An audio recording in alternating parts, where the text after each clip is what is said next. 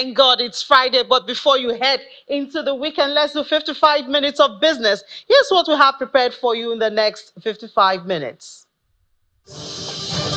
Well, POS transactions in Nigeria dropped by 19% in the first 3 months. To find out why in the course of the program.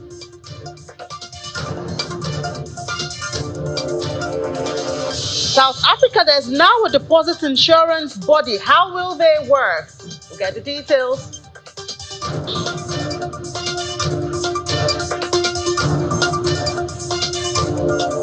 And the International Monetary Fund shares recommendations after African Consultative Group meeting.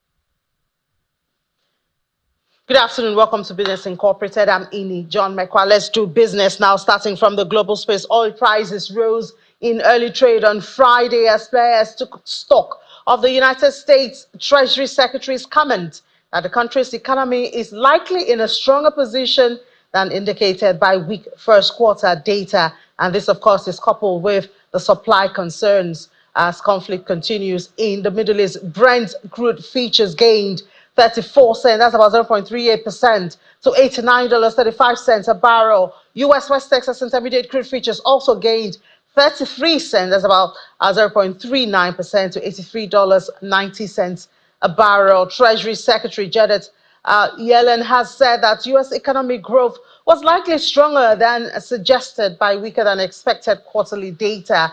Data had showed that economic growth slowed in the first quarter, and prior to Yellen's comment, tremors from an acceleration in inflation had weighed on oil prices as investors calculated that the Federal Reserve would not cut interest rates before September.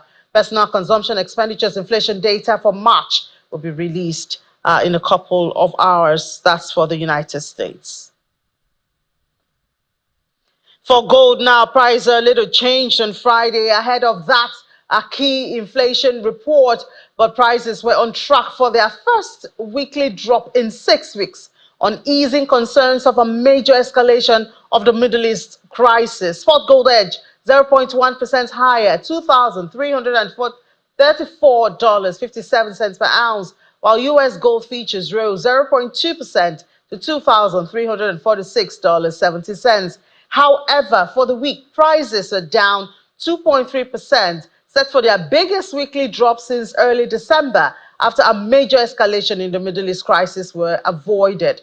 Prices were down nearly $100 from an all-time high of $2,431.29 that is killed on April the 12th. Prices are now somewhat steady as they remain sensitive to expectations around rate cuts, more so after the United States economic data releases last night provided some dilemma with a significant weakening of growth, while inflationary pressures were slow to abate.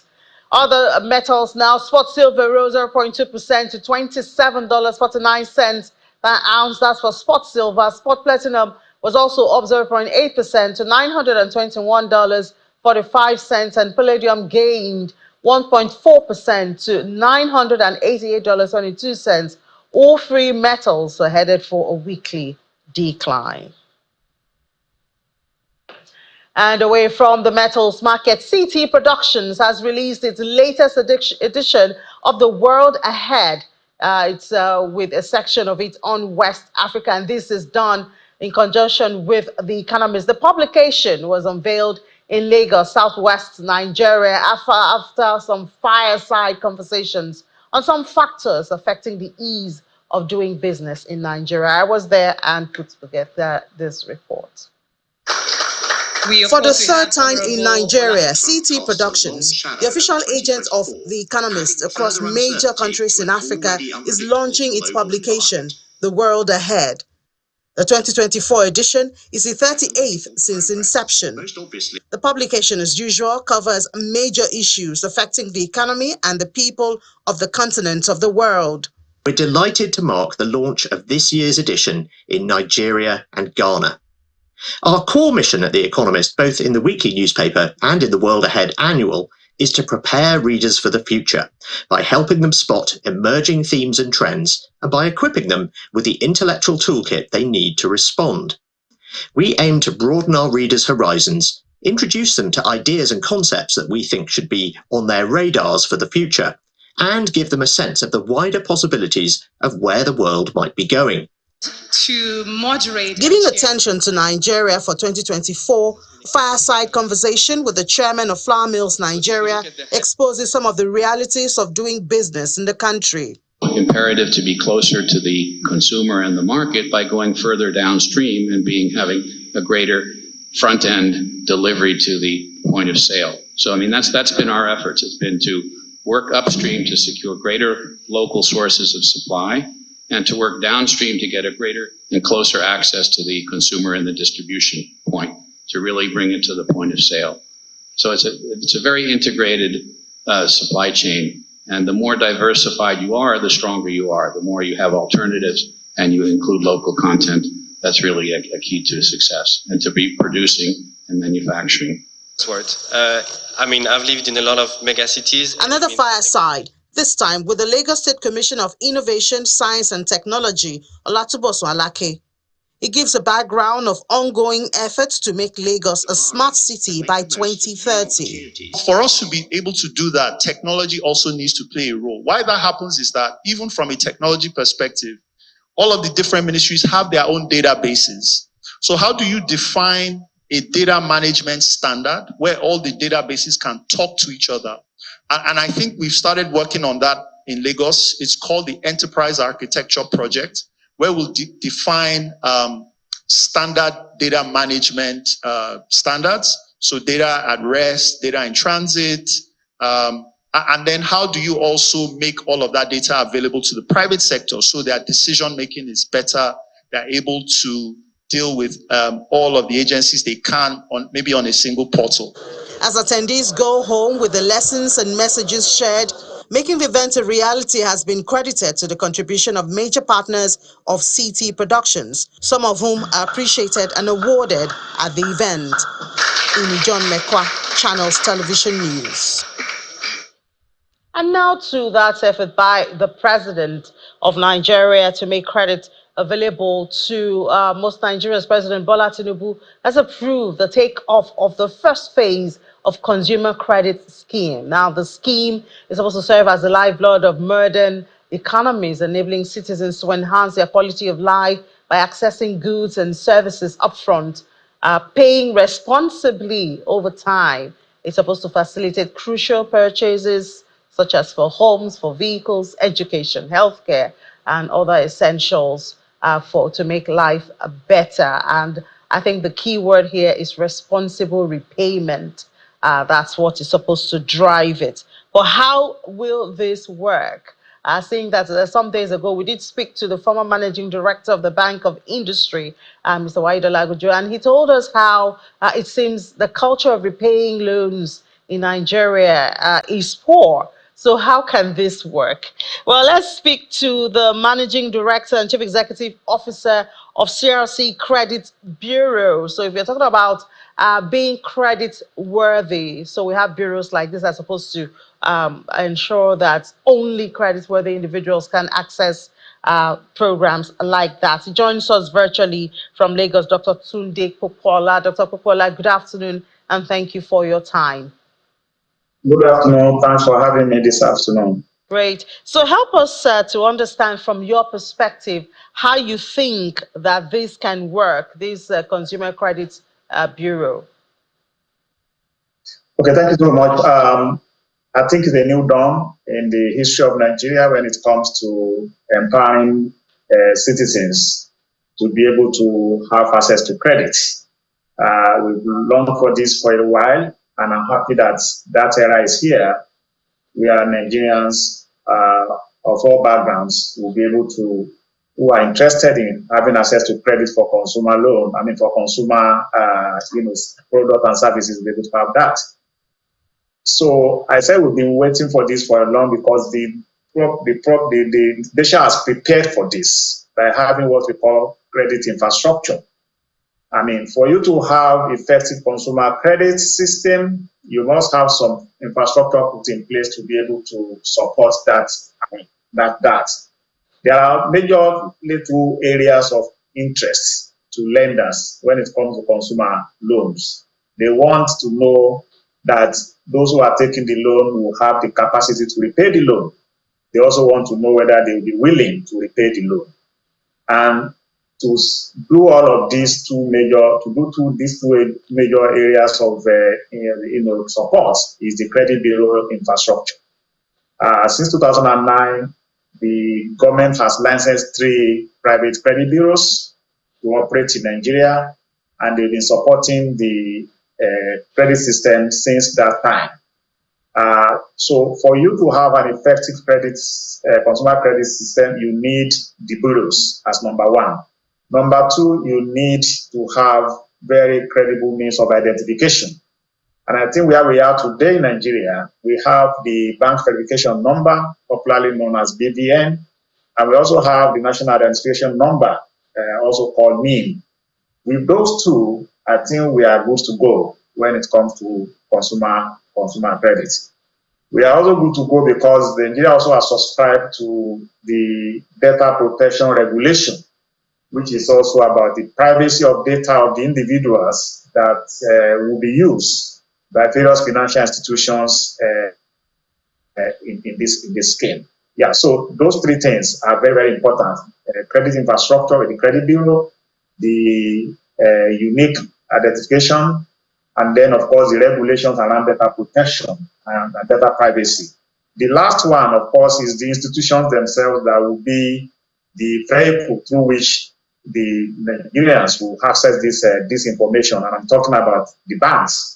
And there are an array of them, and from what has been said from the release that we saw from the office of the president, you realize that commercial banks will be used, microfinance banks will be used, even cooperative societies will be used for this endeavor. So yeah, so it's a good day for Nigeria.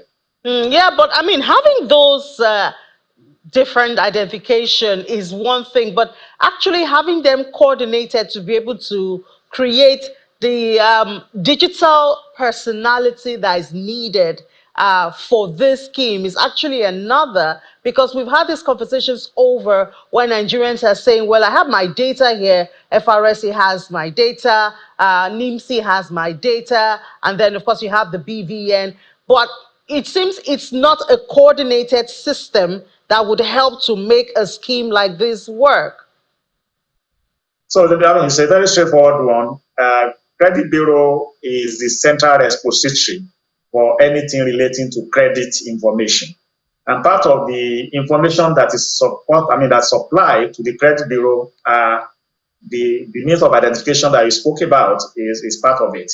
So for instance, for every credit information that is supplied to the Credit Bureau, it always will have that BVN number attached to it. And so it's easy to connect the institutional housing, the BVN, which is the Nigerian Interbank Settlement System.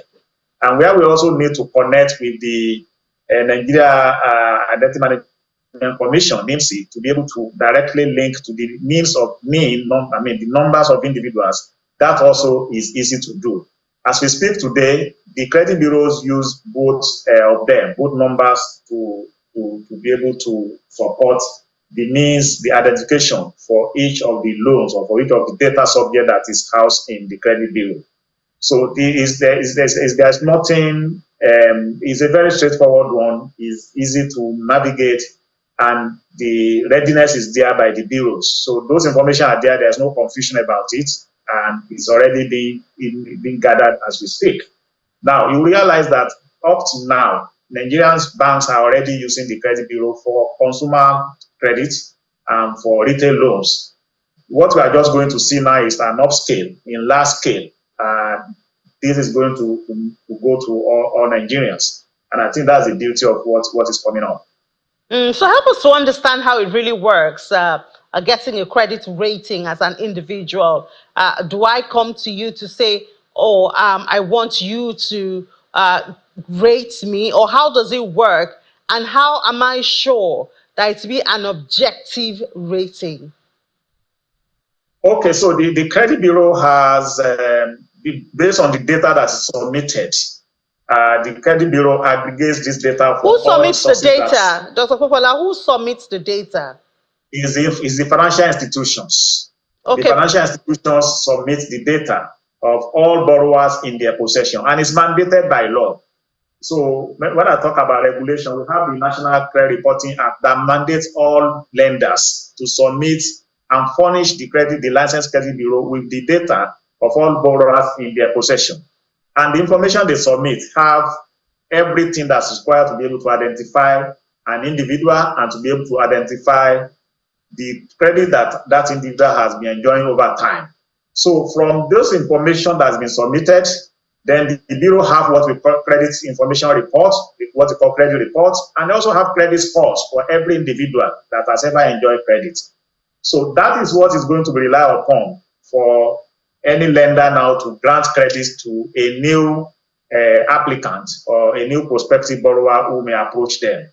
And once those are granted, like we are going to see the changes that we are going to see now, those data also will now be furnished to the bureau to update the position of every borrower in the system. And that's the way it's going to work. So from your perspective now, Nigeria is ready for this scheme, this consumer credit scheme? Nigeria is very ready for the scheme. We've been on this for some time, and I'm so glad that we have reached this stage, and I really want to thank the federal government for this. This is what we need to really unleash and for Nigerians to realize the potential that we have as an economy. You know, when you have access to credit as individual, then you can enjoy your life, you can buy basic things. And of course, production will also then follow, because there will be increase in demand for goods and services. There will be increase in demand for what people use on a daily basis. And that will move around. It's a circle. Once demand increases, then it will be backed up by increase in production.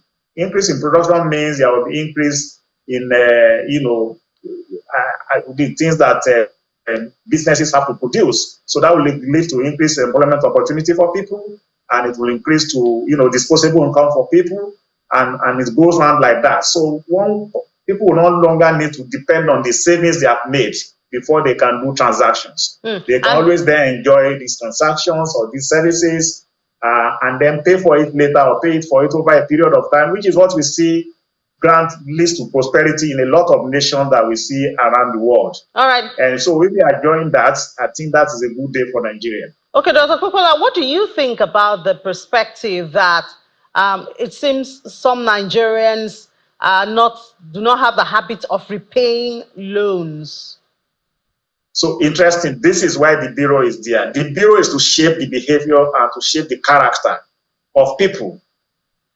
The credit bureau is not just an credit infrastructure, it's also a social institution that forces people to behave. Because what it does is that the data is there. Anybody who wants to lend, like the consumer credit we are talking about, they will go to the bureau, look for the information of that individual. If that individual has enjoyed credit in the past and he didn't repay, then of course he won't have access to a new credit.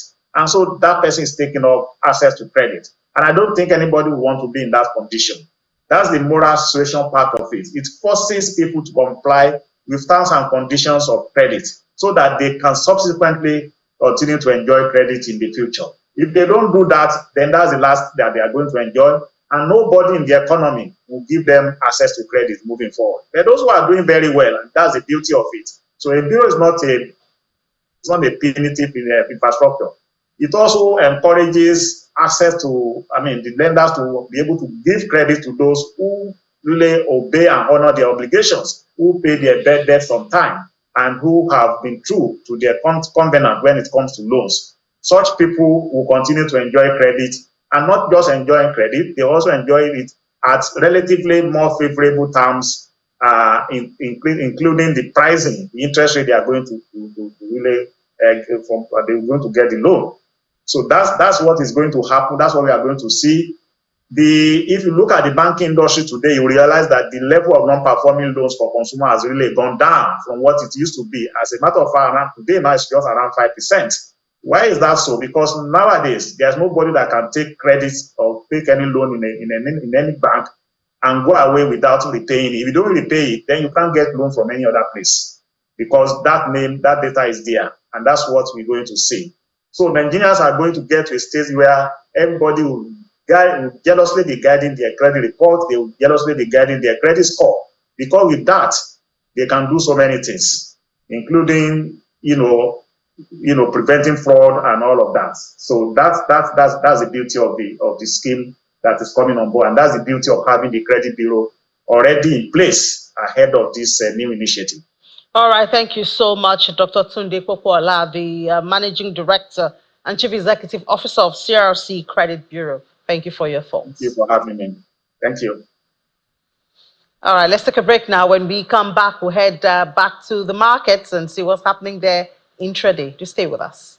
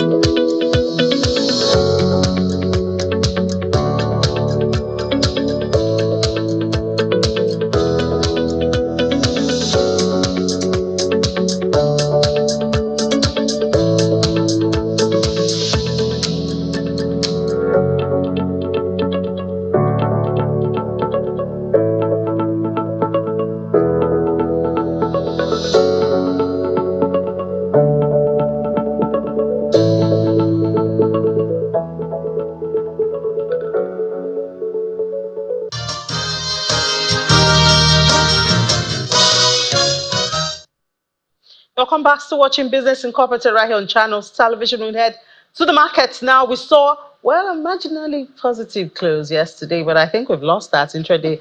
Will Ibong, I don't know, do we still have that gain? No chance. No.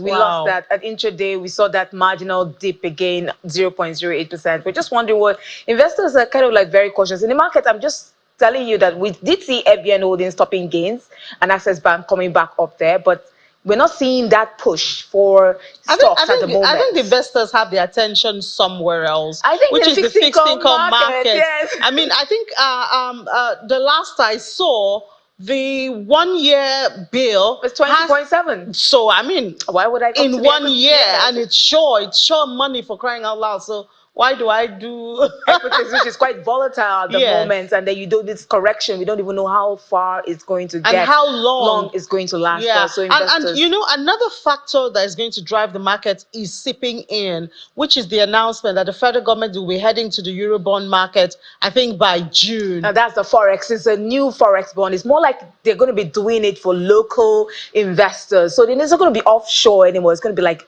like in Nigeria. Look, that's how they call it, the domestic bonds, Forex bonds. So are they jettisoning the idea of going to the Eurobond, because they also had that plan? Well, they've not talked about it yet, but they're just, talking about this debut Forex bond, which we'll see in June, and we'll see how that will play out.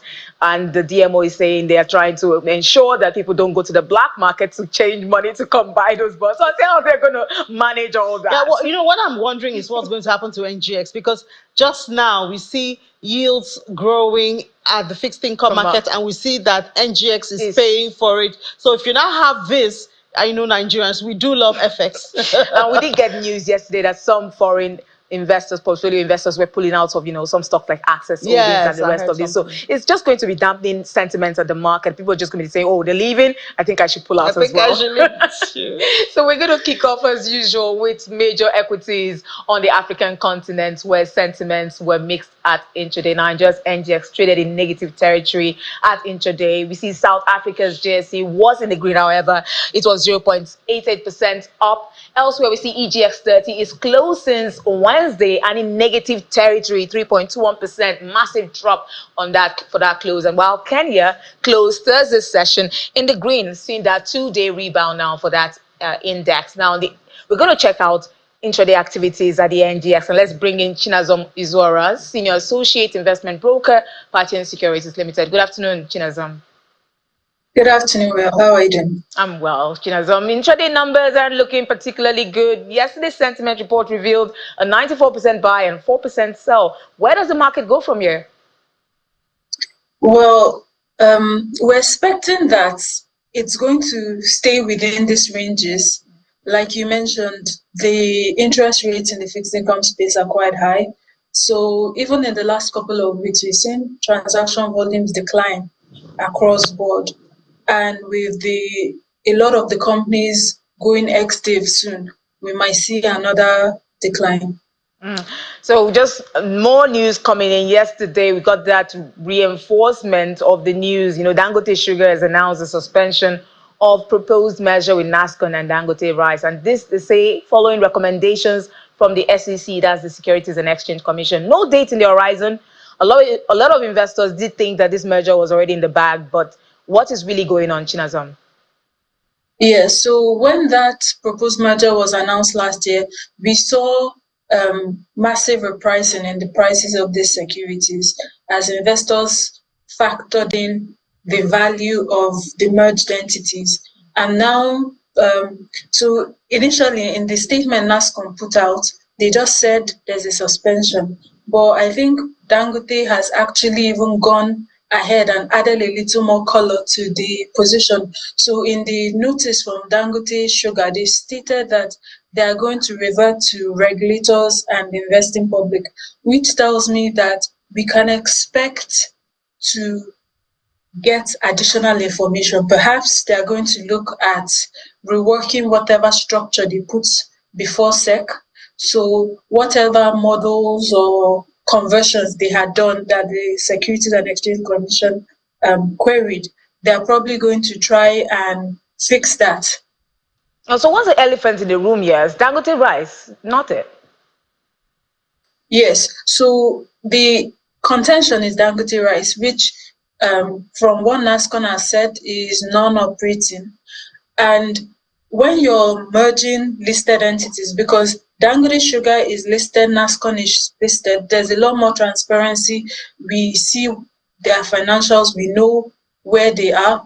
But with Dangote Rice, which with the conversion that was already proposed is the larger of the three entities, I'm sure it's the transaction parties to this have to satisfy SEC that there's fair and equitable treatment of all shareholders.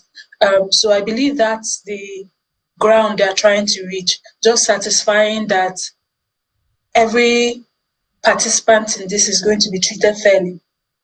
Okay, so this merger, last year we saw bullish sentiments when it was announced in June. We saw reactions from investors. For Dangote Sugar and Nascon, stocks were flying high. But right now we know that there's been losses. But what's the magnitude of the loss following the news? So since Nascon's announcement hit the market, both securities have been on full offer. We just don't have buyers in the positions.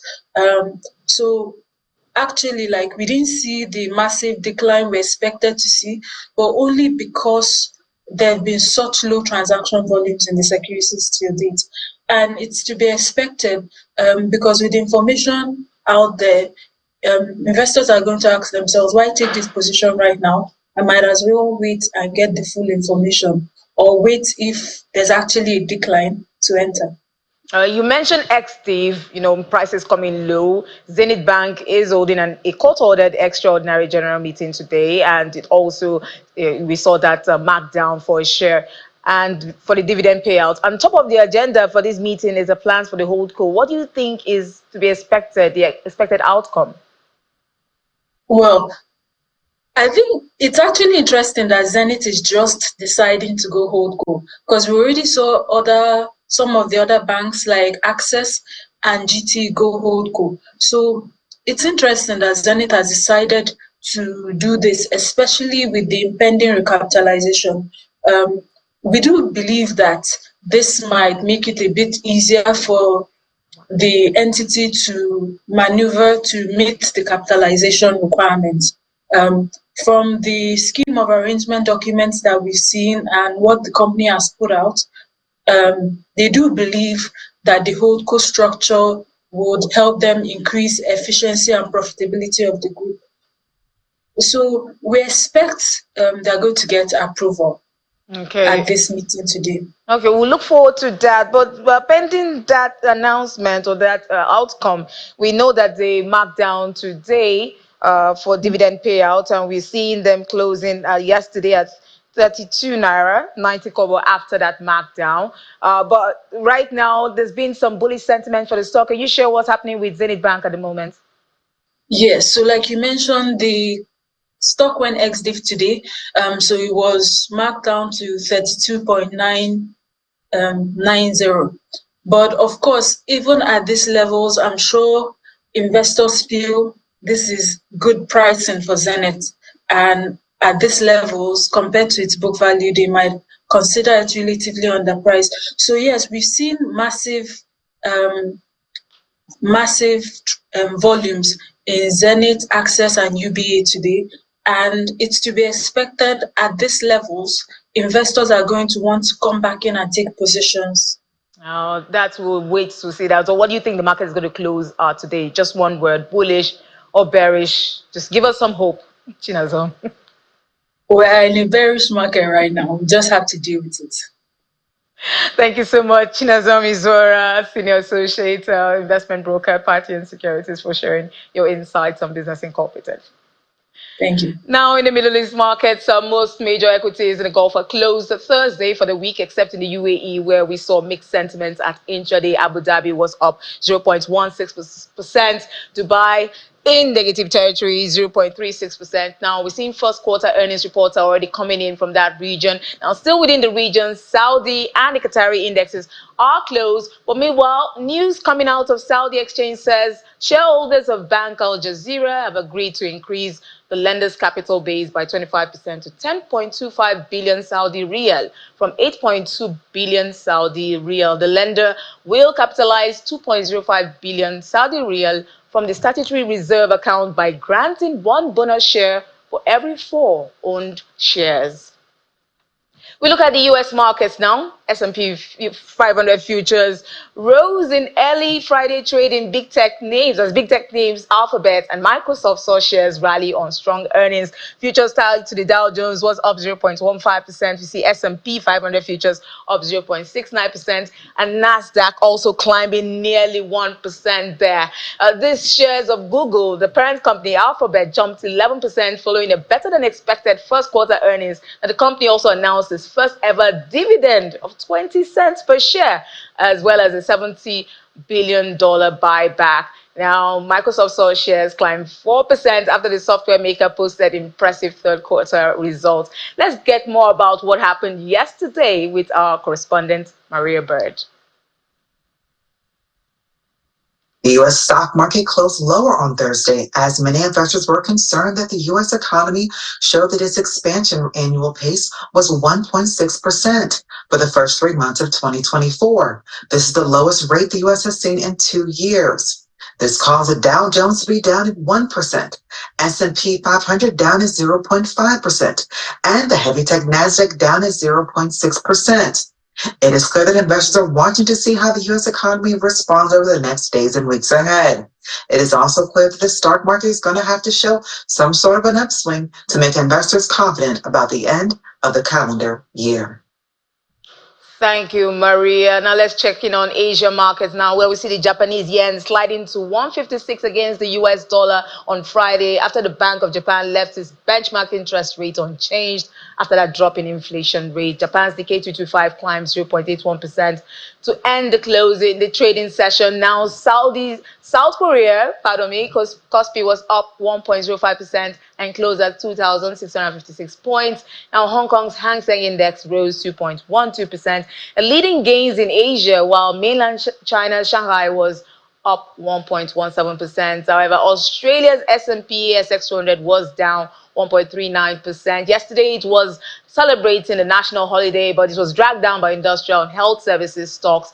Australian shares fell today as hopes of an early interest rate cut were doused by disappointing U.S. growth data, so that disappointing GDP data coming in from the U.S. And we also saw that slowing inflation in Australia, less than they expected this quarter. So Australia is a bit shaky right now. They had that Anzac holiday yesterday. They're back, but in the red, not pretty good for them. But they're seeing that, and you see how surprising how many economies are linked to the U.S., the GDP growth in the U.S. affecting so many economies. They base their benchmarks, like if the U.S. has a positive growth, they will also see something positive coming into their economy. Yeah, well, the dollar is the global currency, so it seeps into everything and affects every economy. Almost every economy. Almost every. We have some exceptions. Exactly. Yeah. All right, Will, thank you so much for the markets. Now let's head to Europe, where, we're saying nothing is certain but death and taxes. And even taxes you can negotiate, but death you cannot. So now there's a new study by OECD that there are huge differences in tax rates between countries around the world. I guess this is not new, but perhaps they want to do something about this. Lars Holter joins us now and has some update on this. So Lars, what's this about this new study by OECD?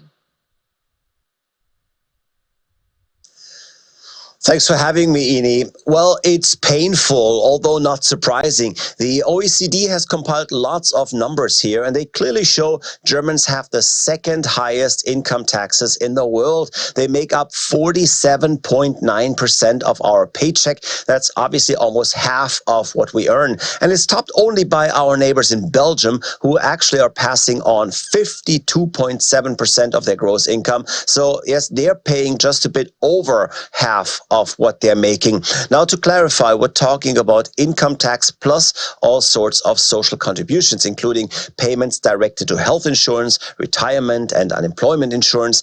And now those extra contributions on top of taxes are actually what makes working in Germany so expensive. They're adding up to almost 34%, and that is far more than the 21.5% average paid by citizens in other industrial countries. Now, of course, the German current tax system allows for a whole lot of different ways to file your taxes, and that is why some people are harder hit than others.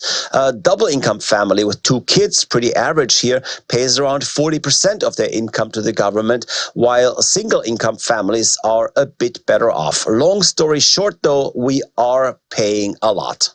Yeah, paying a lot, 40%, Lars. That's really high. And Germans are accepting these?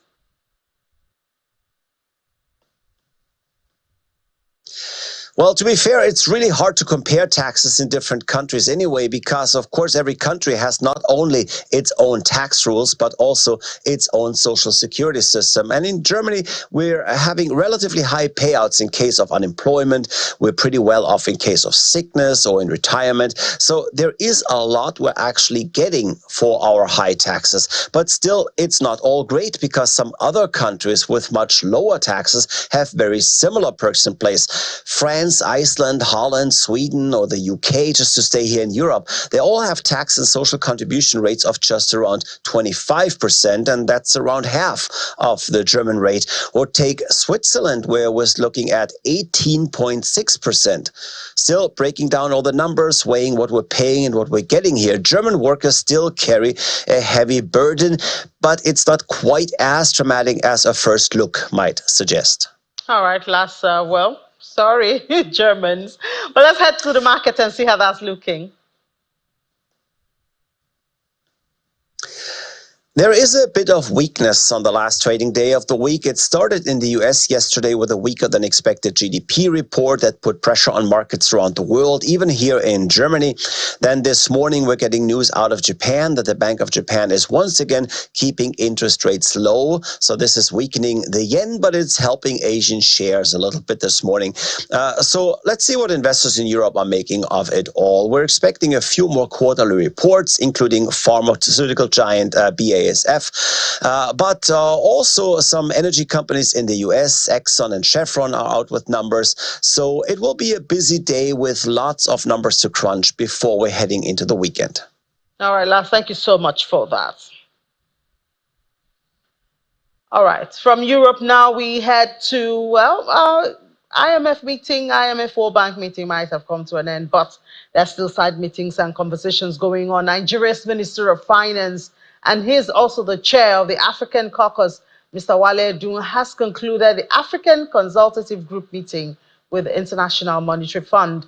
At the end of the meeting, the managing director, Ms. Kristalina Georgieva, issued a statement noting that the outlook for Africa is gradually improving, with growth expected to reach 3.5% in 2024, 4% in 2025. Nearly 2/3 of the countries on the continent are anticipating higher growth this year on the back of modest easing in global financial conditions and a recovery in private investment and consumption. Ms. Georgieva, however, warns that despite these glimmers of hope, growth is still too weak to secure improvements in standards of living, and that there is growing income divergence between the continent and more advanced countries post-pandemic.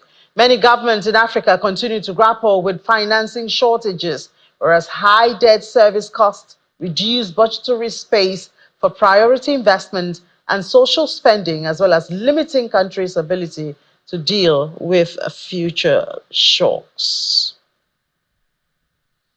And now we come to Nigeria, where plans by the federal government to unbundle power distribution companies along state lines due to their large sizes is being received with high anticipation by some players in the industry.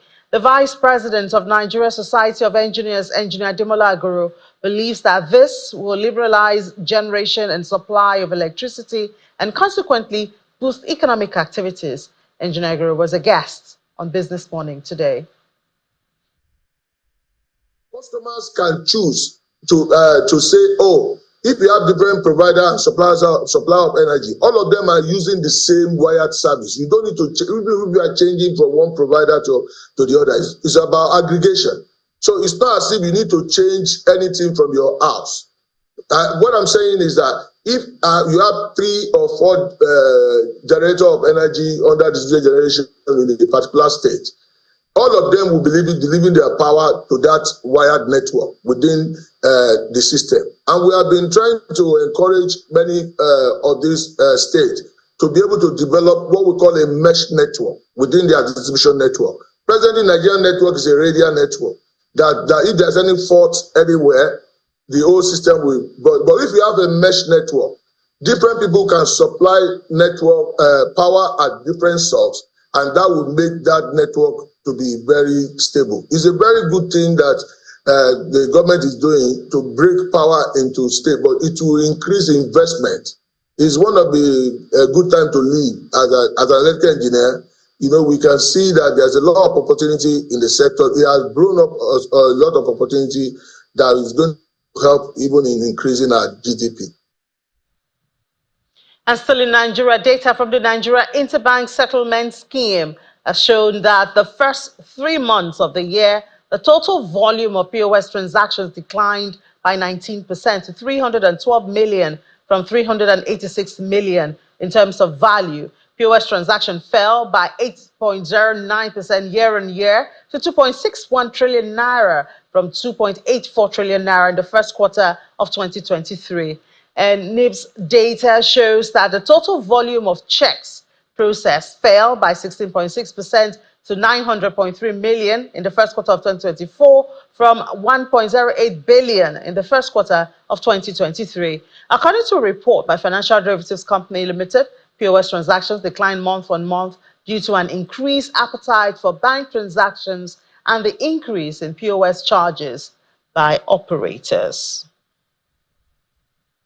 Now we leave Nigeria to Kenya, where the shilling was flat on Friday amid shortage of liquidity on the domestic market. In early trade, the shilling was quoted at 134.50 to 135, which was at the same level as it closed on Thursday. The shillings rallied this year, fueled partly by governments resolving a large Eurobond repayment, which had spooked investors, has made it one of the best performing currencies in the world. But traders say that the rally has lost steam with pressure from foreign currency demand returning to the market in the last 2 weeks. Kenyan shilling slips on FX demand from field importers and manufacturers. Traders believe that all the people who were sitting on the sidelines expecting the shilling to strengthen further have now come to buy dollars.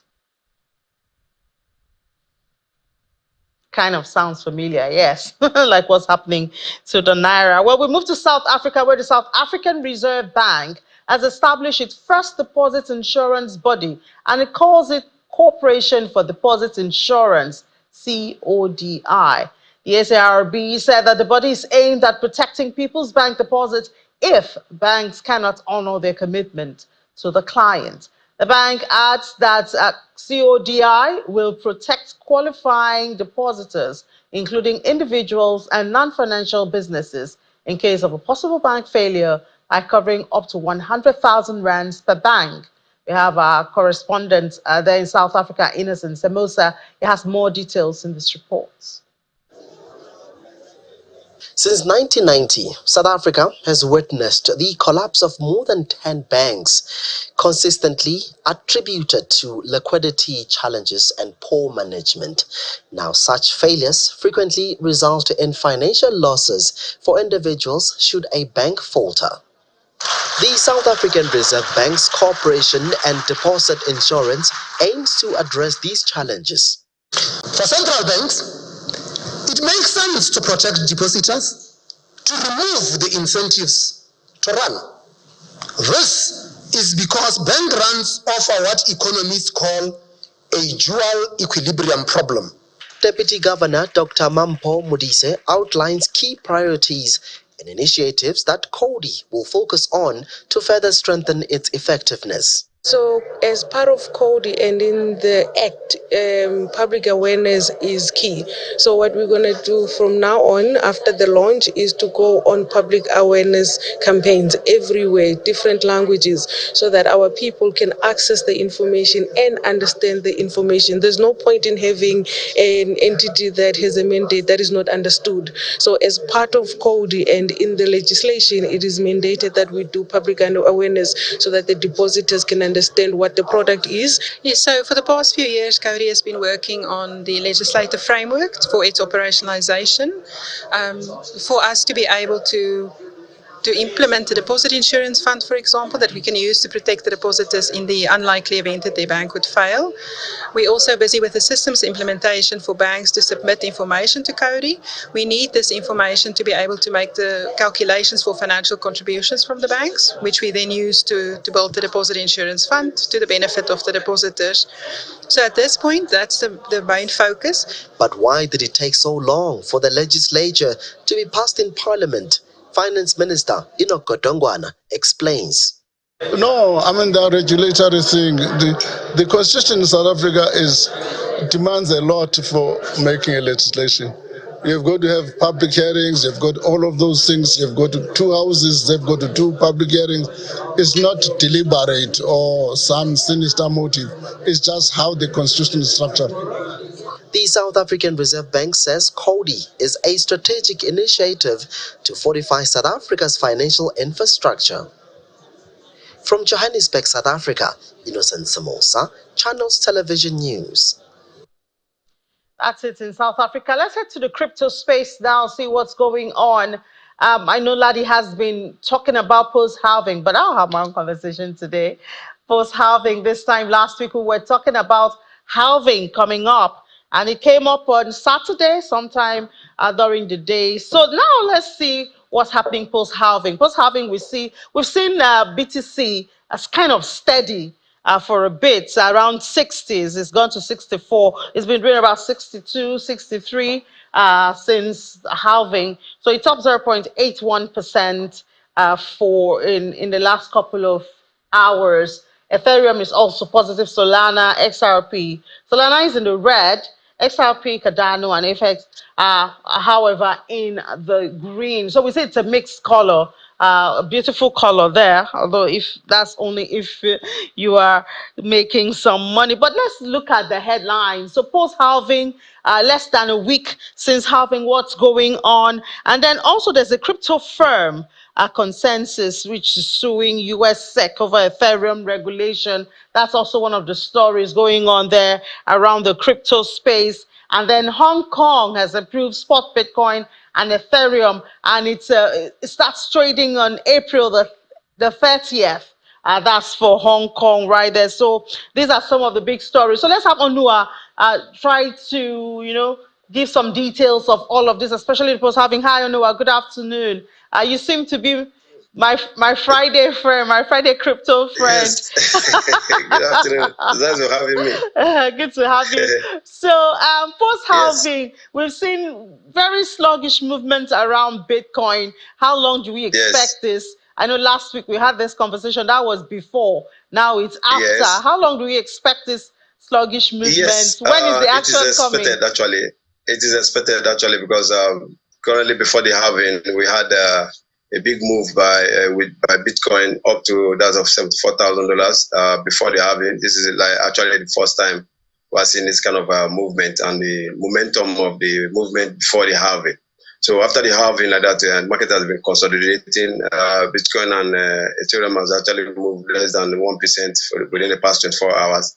So currently it's kind of like sideways movement right now. So we still have to be a little bit patient because the market is currently not consolidated.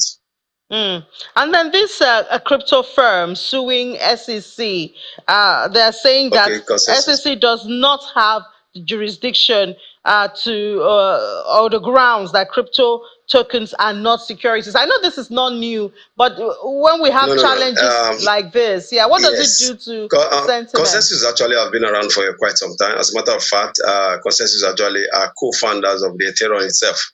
Ethereum is currently number 2 of all the crypto giants. So I understand how they feel. Normally, SEC actually have overstepped their boundaries to some extent, trying to regulate this way, because we also have what is called CFTC. That's Commodity Future Trading Commission. Those are the certain bodies that actually are in line with cryptos, securities, and the technology behind crypto.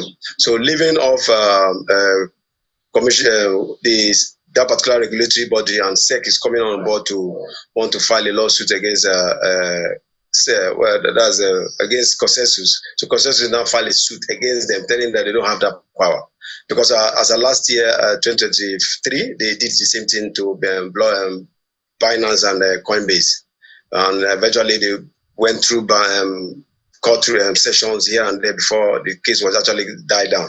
I think they tried this early this year again. And I think the federal government of the US actually gave a ruling against SEC over stepping their boundaries, and they said they went too far. So I think in the crypto space, we have to have a balance between the cryptocurrency. As a security, it's not supposed to be a security.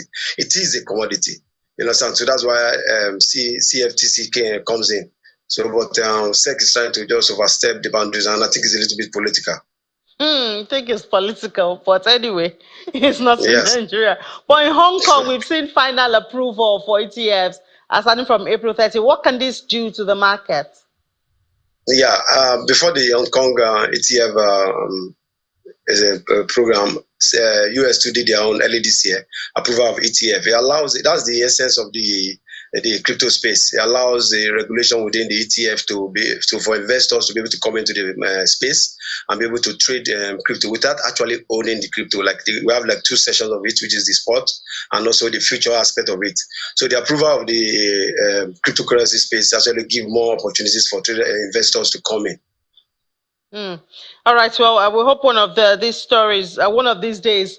I mean, we have a new leadership at SEC now in Nigeria, so we'll see what his sentiments are about crypto and all of that. But Oduwa, thank you so much for your time this afternoon. Yeah, thank you very much for having me. Yes. Okay, so that's it for the program. You can now head into the weekend and, start having your rest until Monday. But don't forget, even while you're chilling over the weekend, you can go to our YouTube channel, youtube.com/channels web, and watch Business Morning, Business Incorporated, get all the information, maybe investment tips that you might want to have. It's right there, always waiting for you. Ladi Williams will be here at 7 p.m. tomorrow, Saturday, for Capital Markets, where you have a recap of all the happenings in the market. I'm Indy John McCoy. Have a restful weekend. Bye-bye.